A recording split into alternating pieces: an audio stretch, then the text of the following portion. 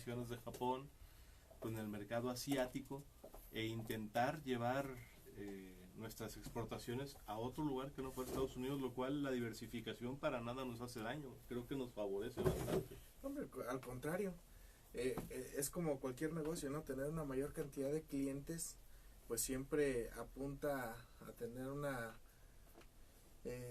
mayor certidumbre, ¿no? De que si te peleas con tu único cliente, ¿no? O que se queda sin dinero tu único cliente, entonces eso sin duda es algo muy sano. Es como todo en la vida, tú quieres a quien te quiera. Si Estados Unidos no quiere, pues habrá quien sí, ¿no? No, y en este sentido que México es uno de los mercados más importantes en distintos productos, pues claro que va a haber quien quiera, ¿no? Digo, simplemente la antítesis de Estados Unidos, pues siempre va a querer estar cercano a cualquier país que decide estar no cercano a Estados Unidos, ¿no?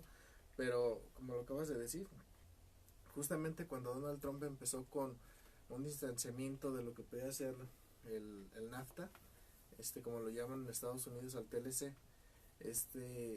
pues Enrique Peña Nieto firmó un convenio precisamente con Japón, un trato de libre comercio, y bueno, lo mantuvo calladito, yo no sé por qué, pero ahora ves el por qué, porque Japón acaba de fortalecer lazos comerciales con la Unión Europea, entonces bueno, se ve cómo va la liga, ¿no? De comercio.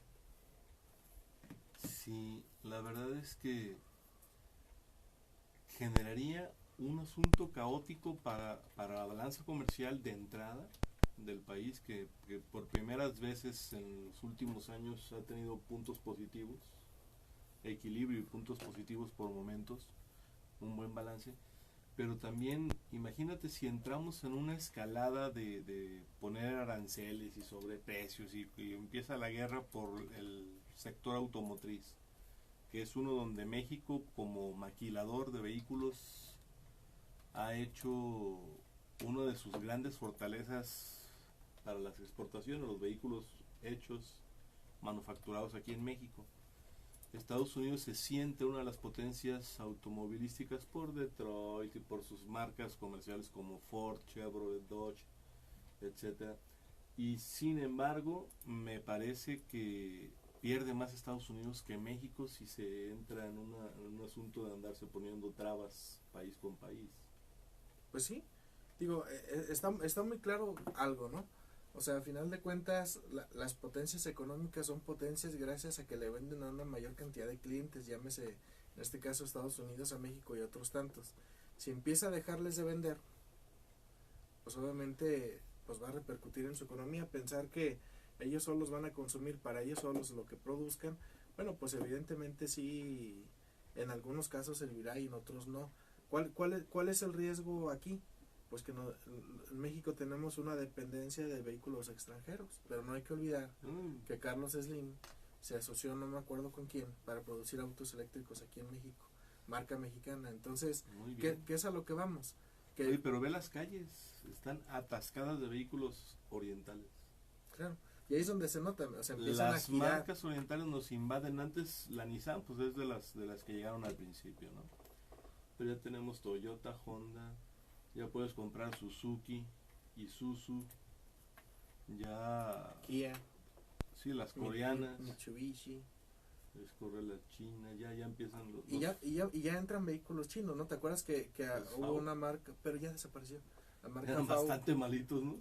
sí, bueno, y porque la empresa que los trajo, que era Electra, dejó de traerlos, ¿no? Pero la realidad es que tú ya puedes meterte a internet, pedir un vehículo chino y te va a llegar aquí. Ya los ves circulando raro, pero ya los ves.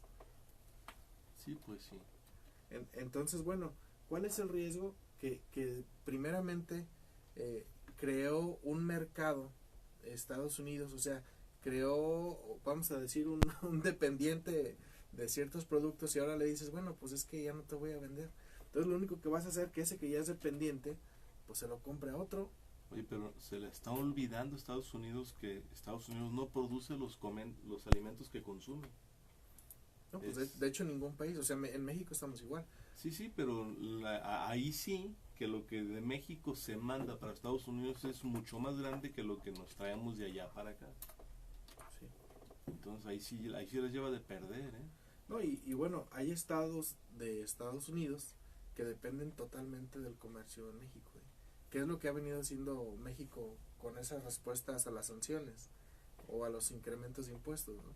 Se sanciona también a esos estados para pues propiciar una escalada en la política interna de aquel país, pero bueno, digo, eso apunta hasta el momento a cierta sanidad. Claro que es más fácil para un empresario mexicano mandar el producto a Estados Unidos porque lo tenemos aquí al ladito, a mandarlo a Europa, no sé, a cualquier otro país, pero la realidad es que de qué es negocio es negocio. Simplemente en productos como el chile, pues México no es autosuficiente, ¿no? Compramos una gran cantidad, hasta a China le compramos, ¿no? Entonces, a China, el del menudo es de China. El maíz, el maíz, por ejemplo, pues sí lo comprábamos a Estados Unidos, ya hubo un cargamento que se compró creo que Argentina. Entonces, digo, si tenemos deficiencia en el maíz, pues ya con eso te digo todo, ¿no? Que es el producto básico del aquellos exquisitos que querían maíz blanco, debe ser amarillito con tono mestizo. ¿Te gusta el maíz amarillo? Me gustan las tortillas, el color es lo de menos, y hay unas verdes con nopal muy sabrosas, por cierto.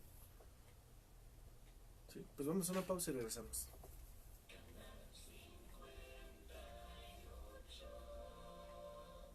En 30 años, el mal manejo de los recursos naturales ha acabado con el comerciales. 20% de nuestros bosques. Saludos a Rubén Íñiguez, que nos hace el favor de sintonizarnos. Checa tu WhatsApp, amigo. ¿Ese es Rubén Íñiguez? Sí. Andaba de playero. Y Vin David y Fabiola Giselle. Gracias por sintonizar. ¿Cómo ves, López Obrador? ¿Qué? Que se le quieran hacer tablas. ¿Qué? ¿La elección? No le han dado su... A ver, coméntalo porque no lo leí. No tiene constancia de mayoría. Nosotros lo llamamos presidente electo, pero no hay un documento que lo acredite. Ahora resulta que se la quieren tumbar la elección. Pero es distinto que le estén retrasando la entrega de la constancia que se la quieran tumbar. O sea, hay la nulidad de la elección. O sea, hay una demanda, algo así. Pues ahora resulta que el tema es recurrir a el artículo 41 constitucional. Dice que una causal grave para anular una elección presidencial es la utilización de recursos de procedencia ilícita, como los del fideicomiso. Tómala. ¿Pero por qué ilícito? O sea, él lo que está alegando es que sus diputados, todo el mundo aportó. Lo cual, que ilícito es ilícito. Lo cual está por demostrado que no fue así, ¿no? Hay videos. Es complicado el tema. Bien, y regresamos aquí a la entrevista en 58. A ver, Carlitos, explícanos ese tema de López Obrador que estás platicando fuera del aire. Pues mira, anda por ahí el borrego de que el Tribunal Electoral intenta, estudia, analiza, indaga la forma de anular la elección presidencial del 1 de julio y recurrir a las Naciones Unidas, lo cual se me hace ya un tono extraño, para anular la elección donde resultó electo de manera sumamente contundente Andrés Manuel López Obrador. Ahora resulta que el tema del famoso sismo del 19 de septiembre del año pasado, que dejó a varios connacionales agraviados, damnificados, y que ante el dolor de la nación y la solidaridad de los mexicanos, los partidos políticos varios, empezando por el PRI y, si no mal recuerdo, el Verde Ecologista, el PES, perdón, decidieron devolver las prerrogativas del dinero público que recibían los partidos para que se usaran para reparar los daños del sismo. Bueno, en cierto sentido creo que el PRI fue el único que sí lo hizo, ¿eh? Creo que sí. Los demás dijeron, pero no lo llevaron a cabo. Bueno, pues resulta ser que ante la negativa de devolver el dinero, Andrés Manuel dijo que él iba a ayudar a través de Morena de una manera diferente y anunció la creación de un fideicomiso, mismo fideicomiso que jamás registró ante el Instituto Nacional Electoral, como dice la ley electoral en México que debe de realizarse, y recibieron dinero, aportaciones de dinero que son cifras millonarias, pero realmente no tan grandes como la multa que le impone el tribunal, que es al menos 2 veces y media, más o menos, por ahí rascando a los 2 veces y medio, la cantidad que recabaron. Más todavía, como 4. Fíjate que de lo que más ha llamado la atención es que 44.4 millones de pesos se concretaron como depósitos en efectivo a esas cuentas del fideicomiso. Pero el INE, que parece que ya trae un pleito casado con nuestro presidente electo en suspenso, que es Andrés Manuel López Obrador, recurre a pedir a través del sistema bancario nacional que pasen los videos de los cajeros donde se realizan los depósitos para el fideicomiso, y detectan carruseles de 6, 7, 8 personas que se forman una y otra vez en varias sucursales a depositar 50,000 o 200,000 pesos, y tienen los videos donde documentan eso, lo cual está siendo pues un indicio bastante sólido, ¿no? El esquema de la triangulación, Andrés Manuel lo ha desmentido, lo defienden desde el punto de vista de que ayudaron a la gente. Sí, eso es verdad, pero aquí lo que está en tela de juicio es el texto literal del artículo 41 constitucional aquí en México, donde dice que es una causal grave para anular una elección presidencial utilizar recursos de procedencia ilícita. Esto que pareciera ser un borrego no tendría a lo mejor mayor trascendencia si no es porque el hecho es que el día de hoy Andrés Manuel López Obrador no ha recibido la constancia de mayoría. Esto es, el Instituto Nacional Electoral no le ha entregado el documento donde lo acredita como el ganador de la elección. Y ese tiempo que ha transcurrido desde el 1 de julio hasta la fecha, pareciera ser que empieza a generar turbulencia, ansiedad, malestar, y bueno, eso empieza a hacer que también se especulen muchas reacciones de lo que podría estar sucediendo. Lo cierto es que hay un plazo que vence el día 6 de septiembre para que ese documento fuera entregado. Y allí es donde yo entro a algo que es nocivo y es dañino para nuestra Constitución. Si la elección es el 1 de julio, la verdad es que está bien lejos la toma de posesión. No deberían de transcurrir tantos meses desde el hecho de que la gente decide en la urna hasta que tú asumes el poder. Esos meses son fatídicos realmente, son un espacio anárquico donde el que perdió va a hacer hasta lo imposible por saquear las arcas, por blanquear sus cuentas, por limpiar el pasado, por arreglar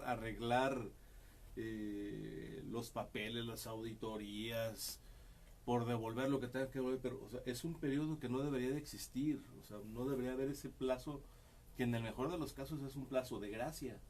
En el peor de los casos es como el año de Hidalgo, pero en intensivo. Entonces hace demasiado daño. Ya lo vivimos una vez aquí en Jalisco, donde la elección fue en julio y la entrada en funciones de los gobiernos municipales y el estatal fue hasta el mes de enero. Son meses salvajes donde el imperio de la selva, el que se va dice al cabo ya me voy, ¿no? O sea, ya hay que revisen, hay que lo chequen a ver si lo encuentran. Pero ¿no te parece de repente que es como parte de precisamente de generar esa entrega-recepción? O sea, o no está bien pues que sea tanto tiempo el que Creo que es demasiado se tiempo. asigne eso. Al margen de eso, el servidor público saliente tiene 5 días después de que sale para entregar todo lo que tengan que entregar. A partir de ese 5.º día y de la firma de las actas, el servidor público entrante tiene un periodo de un mes para revisar a profundidad, para contar sillas y contar piezas y hacer inventario y hacer lo que tenga que hacer para darse cuenta si lo que le dijeron que recibió es correcto y es exacto. Si hay inconsistencias, si hay algo que no esté bien, si no están cuadrando las cosas, en ese periodo del mes tiene para señalar las observaciones y pedir la aclaración. En caso de que no suceda, pues se abre ya todo el abanico de posibilidades legales para proceder en contra de los funcionarios anteriores. O sea, creo que las leyes en México no son malas. Realmente me parece que nuestro marco legal es algo que le da certeza, solidez, fortaleza, le da certidumbre al país y al rumbo del país. O sea, no andamos mal en leyes, lo que andamos mal es en el cumplimiento y en la ejecución. Bueno, digo, sin duda este panorama que estás planteando, Carlos, es pues todo lo contrario a eso que estás diciendo de la certidumbre, ¿no? Porque bueno, o sea, evidentemente si hubiera razón en eso, Ajá. pues sería grave, ¿no? Y si No sé. bueno, si estás comprobando que un candidato utilizó recursos de procedencia ilícita, pues claro que es grave, ¿no? A ver, pero déjame hacerte un planteamiento. Y a la gente que amablemente nos escucha. Desde que yo recuerdo, cuando una elección se anula y se repite, tras la repetición vuelve a ganar el que había ganado antes. Claro, y de manera más contundente. A ver, yo siento que si ese fuera el asunto y se repitiera la elección, creo que Andrés Manuel ganaría otra vez, le pongas a quien le pongas. Es más, te la pongo así. Así se unieran todos, ¿no? Andrés Manuel encarnaba la oposición del país. Era, al parecer, el único paladín de la oposición en México. Se autonombró, pero al final se consolidó de esa manera. El día de hoy no hay ninguna oposición a Andrés Manuel. El PRI, el PAN y el PRD, los grandes partidos políticos nacionales, los históricos, están desvalijados, están desguancijados. Prácticamente están en terapia intermedia, si no es que intensiva. No se ponen de acuerdo entre ellos, tienen divisiones internas severas, tienen crisis económicas, tienen crisis de credibilidad, tienen crisis de liderazgo, están viviendo en estos momentos cenas de negros, peleándose, echándose culpas unos contra otros. Verdaderamente no están listos para ir a una elección. Ahora sí que el ejército está disipado. No hay forma de ganarle una elección si la tuvieras que repetir. Para el país sería gravísimo la caída de los mercados económicos ante lo que tú mencionas del enrarecimiento del ambiente, de lo que podría suceder. Creo que nadie gana en esto, pero bueno, a final de cuentas hay una sentencia latina que es dura lex es lex. O sea, la ley es dura, pero es la ley. Si se trata de cumplir la ley, creo que ese cumplimiento estricto, exacto, nos afectaría muchísimo a todos. Porque además el resultado sería el mismo. Publica Roy Campos una encuesta post-electoral. Eso es, después de que transcurrió la elección, ahora publica cómo está la medición de la imagen de Andrés Manuel López Obrador. Y hace cuenta que el 1 de julio para Andrés Manuel fue un revulsivo. Lo potencializó, lo hizo más aceptado, le mejoró la imagen. El mercado así también lo demostró. Sí, realmente, si el domingo hubiera elección, Andrés Manuel la ganaría por números sumamente más amplios que como sucedió el 1 de julio. Entonces, traducido en términos coloquiales de lo que a la gente le puede servir, le puede ser útil, de lo que al país le conviene, pues es que hay que dejar de andar buscando protuberancias y glándulas mamarias a las lombrices. Al final de cuentas, dedíquense a trabajar, pónganse a pensar. Si quieren hacer política, piensen a futuro, a mediano y a largo plazo. Pero ya estas cosas ya hay que darles salida, tenemos que entregarles esa constancia a quien en las urnas al final de cuentas ganó, porque al final de cuentas al margen de si el fideicomiso era legal o ilegal, ya hay una sanción. La sanción es pagar una multa increíblemente alta por la violación del marco normativo vigente. De eso a anular la elección, me parece que no fue el dinero la causa de que ganara López Obrador. O sea, no es la cantidad de dinero, y además no creo que haya excedido los topes de campaña. Es más, Andrés Manuel casi ni campaña hizo. No, la realidad es que, bueno, ahora entiendo, bueno, siempre es importante y es parte del objetivo de este programa ver más allá. Yo simplemente, y lo aclaro honestamente, veía que Andrés Manuel se defendía de esta multa que le ponía el INE, por eso que tú estás mencionando de 150 y tantos millones de pesos, y decía, bueno, pues ¿cuál es el problema? No, pues que se los descuenten y punto. O sea, porque la realidad, primero, no son de él, Claro. segundo, es una prerrogativa del partido, que él está de antemano renunciando, o sea, él siempre ha querido hablar de bajar los topes a todo, entonces si se los descuentan de una manera o de otra, bueno, pues da lo mismo.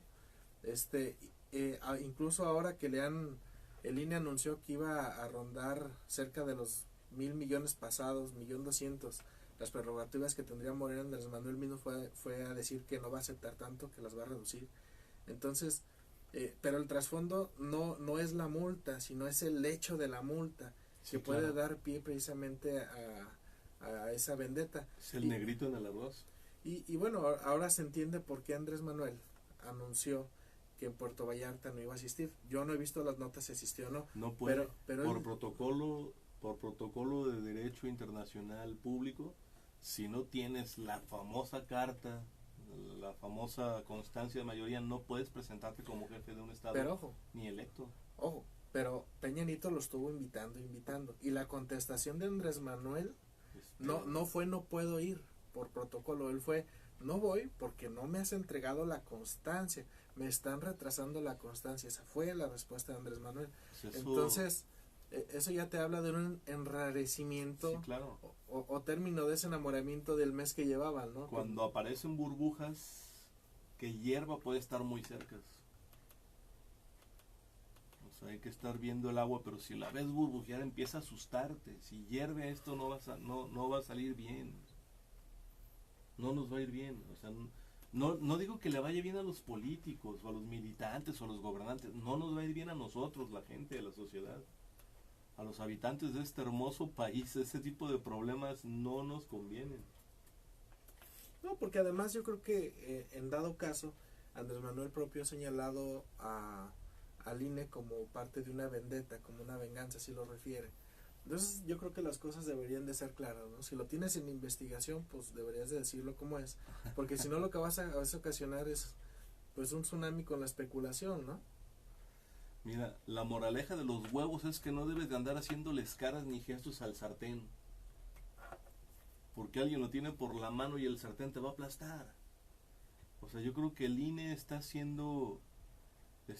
erigiéndose como la herramienta de presión y chantaje, y creo que logrará un debilitamiento y una pérdida de confianza y de credibilidad que podría degenerar incluso en su desaparición próxima futura. O sea, no le den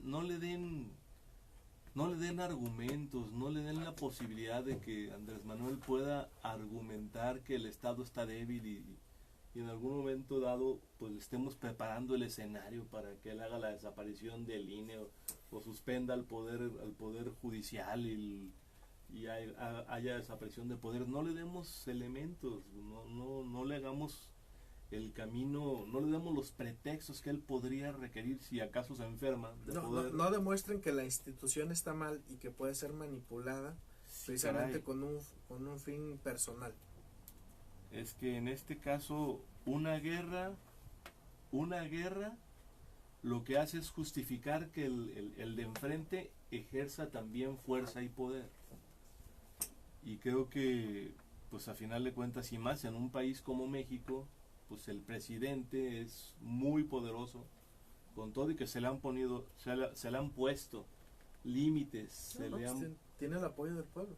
eso debería de ser la premisa mayor que deberían de estar analizando los políticos y los gobernantes. Pues a final de cuentas el pueblo manda. Aquí en China, en un sistema, en un régimen democrático, pues el poder del pueblo es lo que pone y lo que quita, lo que da y lo que te dejan posibilidades de hacer o no hacer. Y desquita, ¿no? y desquita. Pues vamos a una pausa y volvemos. Ya que-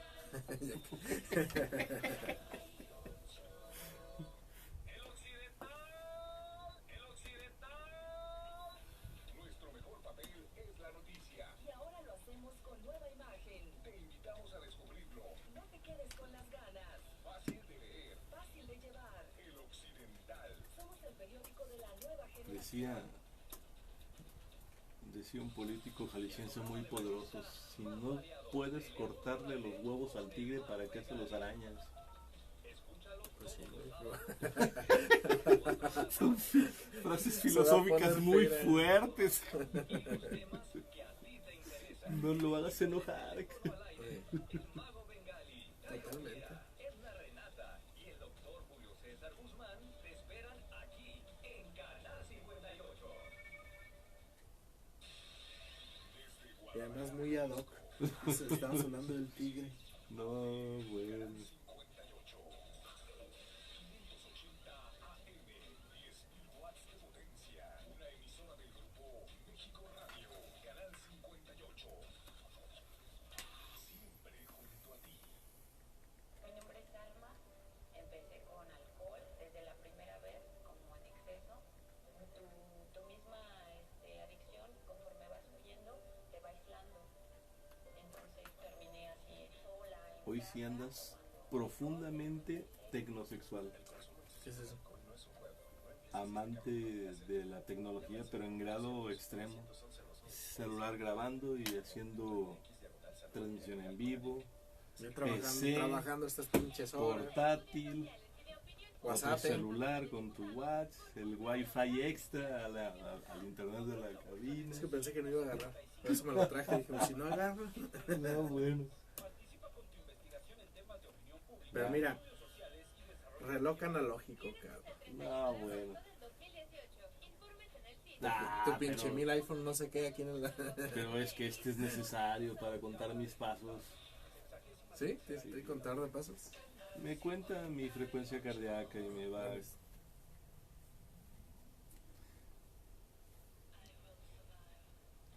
Está buena la musiquita, hay que dejarlo.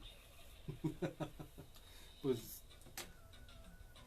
de regreso ya con buena música. En este su programa La Entrevista del 58, pues estamos platicando de retrasos y situaciones que nos hacen dudar de lo que está sucediendo. Parece que no nos dejan ver a la generalidad de los mexicanos lo que está pasando tras bambalinas, lo que hay abajo de la mesa, el juego rudo del poder, los golpes, los gritos y los sombrerazos que están dándose para la entrega de la transición, ¿no? Pues crees que sea parte de alguna negociación, es decir, nada más te la hago un poco cardíaca para que veas que tenemos que pactar o bueno, quién sabe qué estén pensando, ¿no? Pero lo cierto es que pues deben entregar esa constancia, ya ganó. Y les volveré a ganar una y otra vez, o sea, Claro. al final de cuentas, Y a lo mejor cada vez de una manera más contundente. fíjate, es que hay que entender que con todo respeto y valga la analogía, Andrés Manuel es como las cucarachas, ha sobrevivido todo hasta las bombas atómicas. Lo quisieron desaforar siendo jefe de gobierno del Distrito Federal para poderlo inhabilitar para que fuera candidato. Nada le ha hecho en el histórico. No le han podido comprobar nada.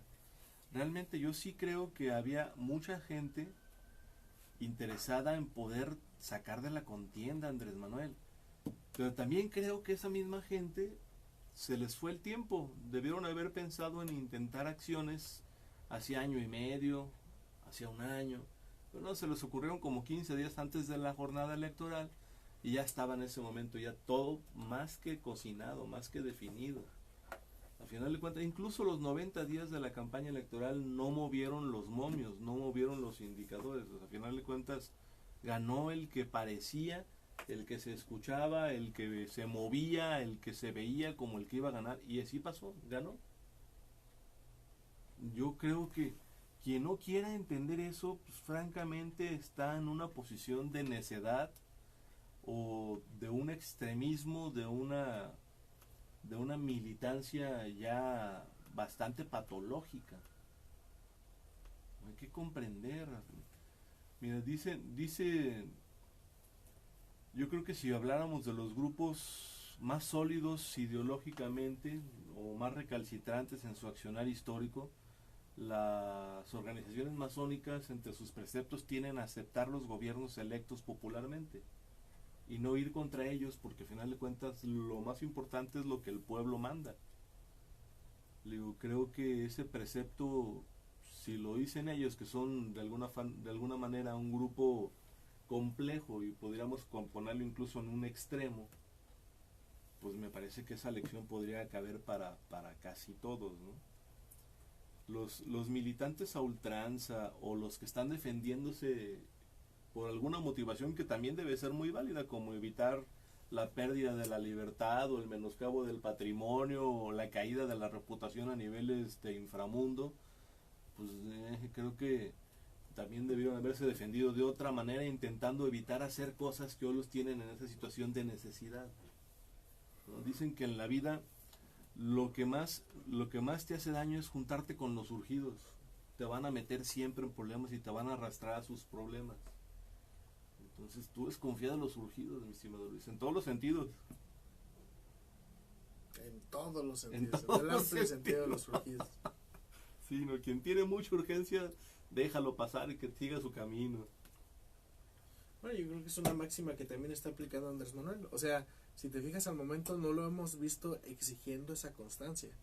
O sea, simplemente fue una cachetada con guante blanco de cuando el presidente lo invita a asistir a Puerto Vallarta a esta cumbre, pues él dice no porque no me has entregado la constancia. Pero todavía no hemos visto marchas, no hemos visto manifestaciones, o sea, es decir, todavía se está pues actuando de una manera cuerda, ¿no? Y que es parte de lo que ha caracterizado después de la elección a Andrés Manuel. Se ha conducido de una manera muy clara, dando siempre los pormenores de todo, como va planteando su futuro gobierno, que a muchos, entre los cuales me cuento, pues nos ha gustado esa difusión de la información, ¿no? A ver, a mí nunca me convenció Andrés Manuel López Obrador el candidato. Me parecía vago, me parecía superficial, me parecía evasivo, me parecía que no estaba yendo a profundidad en ningún tema, me parecía que sacó su capote y toreó a los otros candidatos los 90 días. Pero hoy me queda claro, que sí sabía lo que quería, que sí tenía una visión y un horizonte del país hacia el cual quería llevar a los mexicanos, y que sí traía estudios, sí traía bagaje, sí traía proyectos, sí traía plataforma. Estratégicamente no le convenía exhibirla en la campaña, pero ahora que lo ha hecho, pues a mí realmente, como tú, me convence, me agrada, no le encuentro la forma de denostar lo que me parece bien hecho. Yo creo que lo bien hecho no admite queja.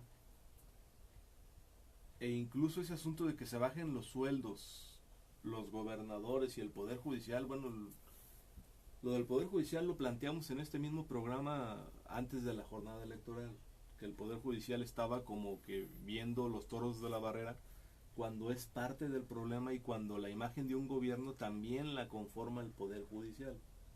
Esos que ganan cantidades que irritan, esos que tienen fuero, esos que tienen un poder que hacen gala con el tráfico de influencias, esos que tienen acciones de nepotismo que ni siquiera se conocen tanto porque no están tan en la vitrina o tan visibles para la gente normal.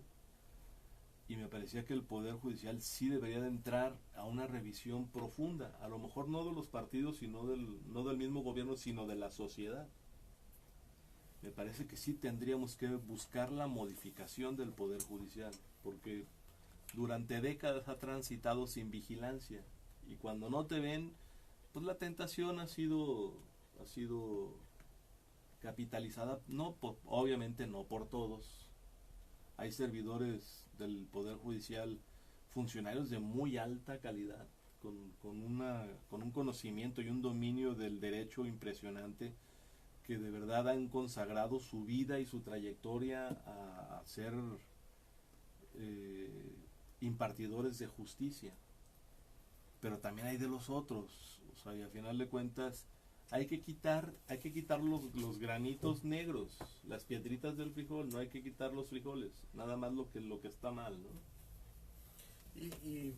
Y bueno, en ese plano que mencionas, Carlos, ya empiezan a salir por los números de qué es lo que estaríamos hablando con esa reducción salarial, y de repente pues puede sonar como que no es mucho, o sea, no tenemos la conciencia de ese megapulpo que es el gobierno federal, pero pues empiezan ya las personas que se dedican a ver los números, y esa reducción salarial a que nadie gane más que lo que gana el presidente de la República afectaría a 8,000 más o menos aproximadamente trabajadores. Entonces, bueno, o sea, pues es un número bastante importante, ¿no? No se señala de hasta cuánto, hasta dónde, los topes.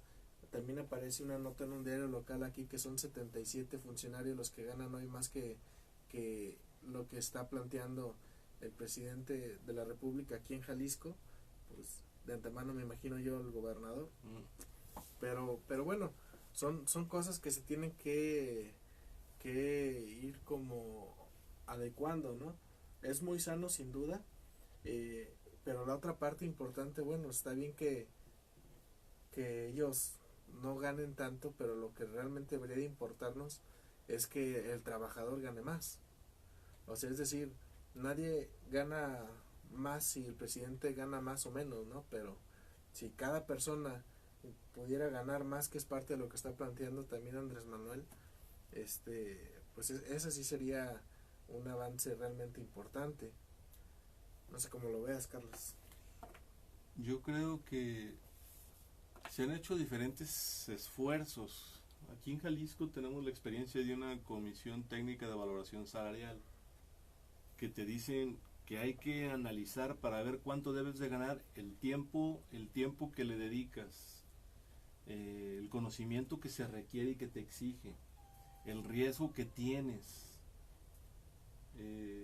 la posibilidad o no de tener que tomar decisiones que afectan a muchas personas aparte de ti mismo. Y al final de cuentas se logran hacer matrices y cálculos que más o menos hacen digerible el por qué ganan lo que ganan. En el sector privado,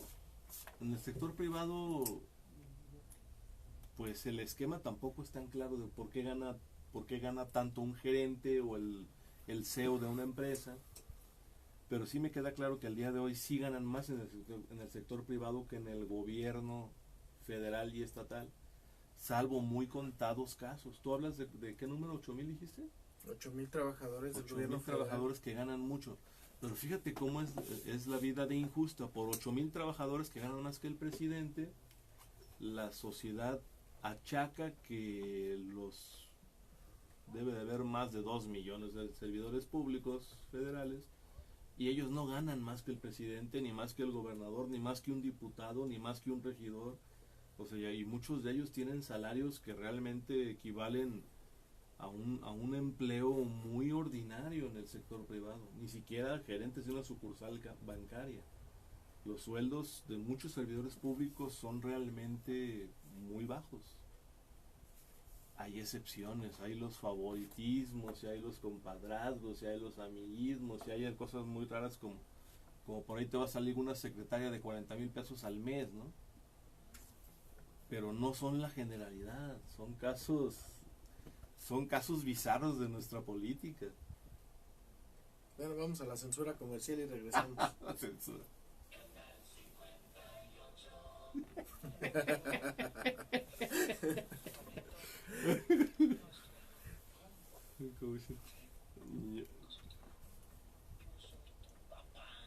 Ándale.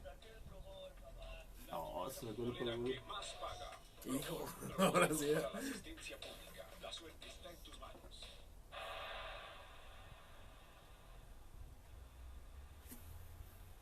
Qué envidia, se sacó el puro gol.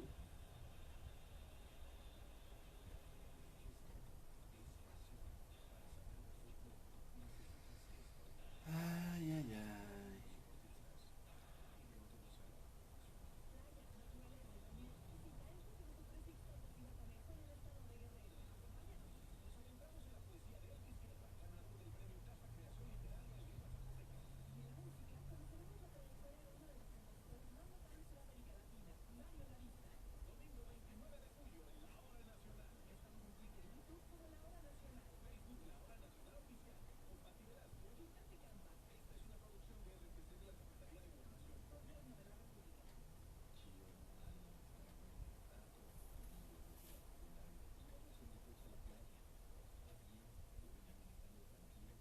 saludos a mi compadre Fer Morales que está viendo el video. ¿Qué onda, Fer?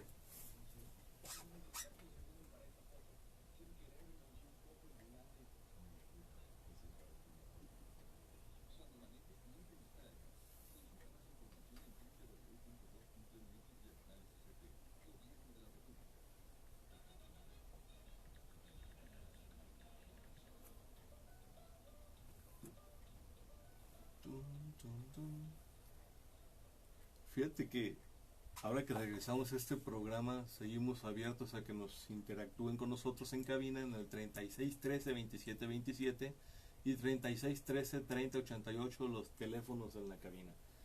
Nosotros no tenemos promociones, pero sí tenemos ganas de que nos platiquen, de que nos hagan debate, de que nos hagan preguntas, de que estén con nosotros a través de esta forma, pues disfrutando este programa donde no crean que hacemos gran cosa, pero por lo menos desbaratamos las que están pasando. Eso sí, y muy claramente. Es que un México sin crítica, y para allá deberíamos de ir, ¿eh? O sea, qué bueno, en mi óptica, qué bueno que ya tenemos un presidente, qué bueno que se acabaron las campañas electorales. Ojalá que le entreguen ya su famoso papel y las cosas se tranquilicen. Pero lo que me gustaría es que la sociedad estuviera atenta, vigilante, observante, crítica. Eso sería lo que como país nos haría crecer. Que sigamos generando esa fuerza y ese poder de la ciudadanía para que haya rendición de cuentas, transparencia y combate a la corrupción.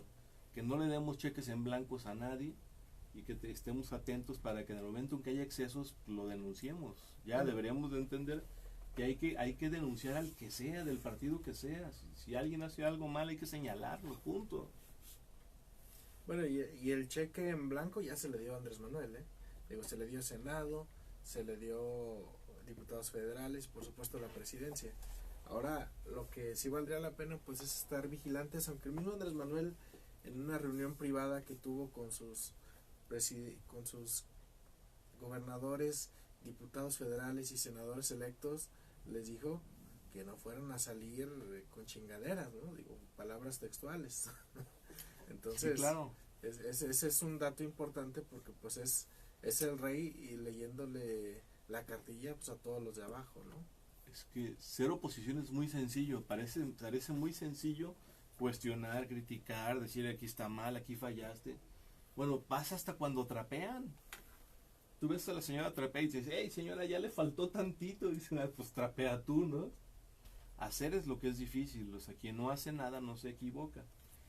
Pero creo que Andrés Manuel, que ha vivido de la oposición y hoy sabe que sale a un nuevo rol, a un nuevo campo de acción que es el ejecutivo, él entiende perfectamente que subir cuesta mucho trabajo, pero bajar es en resbaladero. Un error desde el gobierno te hace que derrapes y te hundas. Esa imagen, esa credibilidad, esa confianza que la gente le tiene hasta hoy, la puede ver mermar de manera muy sencilla. Si le mientes a la gente, si no cumples lo que dijiste, si hay funcionarios, no nada más él, sino sus funcionarios, su equipo de confianza, la gente que él mete al gobierno, falla, se enriquece, se aprovecha, pues va a ser, haz de cuenta que lo vas a ver en un tobogán, ¿no? Una caída estrepitosa si es que no hay acciones. Esperemos que no sea así. A mí me gusta la idea de tener un presidente que pueda irse y la gente le aplauda. Me late eso. Y me late porque no lo he visto. Para mí sería inédito. Y benéfico para el país. Sí, totalmente. Yo, cada presidente que he visto que se va por la puerta de atrás, ¿eh? Y con muchos millones. Pues además. Lo que sí es un hecho, Carlos, es que después de las elecciones, pues ya se plantea la renovación de las distintas dirigencias de los partidos que no ganaron. Digo, el PRI, Sí, el PRI, por ejemplo, renunció el presidente, ¿te acuerdas cómo se llamaba? no. Bueno, el presidente que ya se fue del PRI nacional, ¿Era René Juárez? no sé, creo que sí despedaba a Juárez. Llevaba muy Pues, poquitas semanas. No, pues nada más solamente- llegó para la elección y bueno, pues debut y despedida. renuncia y deja en su lugar a la secretaria general hasta ese momento, que es Claudia Ruiz Massieu. Esa sí es muy conocida y el apellido es muy tradicional. Claro. Y familiar de Peña Nieto también, ¿no? No me queda clara la liga. Lo que Se sí dice. que si tú te metes, si tú googleas Ruiz Massieu, no te va a dar nada agradable. Te va a llevar a escándalos, te va a llevar a asesinatos, te va a llevar a contradicciones al presidente en turno. Pues a final de cuentas, pues es una persona que es un contrapeso interno del partido, es un grupo de poder dentro del partido que representa, y es un grupo abrasivo. Ellos quieren todo y no importa para qué. Y buena expresión. Y bueno, Claudia Ruiz Massieu ya está proponiendo la renovación del Partido Revolucionario Institucional hasta el extremo que ya habías mencionado tú, quizá no al aire, de incluso cambiar el nombre del partido del PRI. Pues sí, hombre, pero Digo, es la propuesta en la mesa, ahora falta que todos los demás y todos aquellos que llevan en la sangre el ADN priista lo permitan, ¿no? Porque es como quitarle la bandera a un niño héroe, ¿no? O sea, es como que tu pareja te encontrara siéndole infiel y tú en correspondencia le dices, mira, ya eliminé el contacto del directorio de mi teléfono.